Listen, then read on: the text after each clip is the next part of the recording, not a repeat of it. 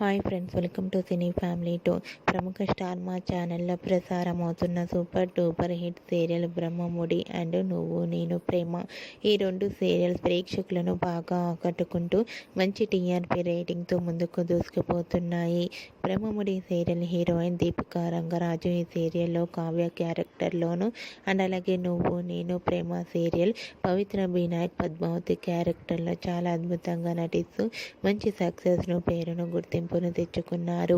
Kavya and Padmavati తమకు సంబంధించిన ప్రతి లేటెస్ట్ అప్డేట్స్ని ఎప్పటికప్పుడు షేర్ చేస్తూ ఉంటారు.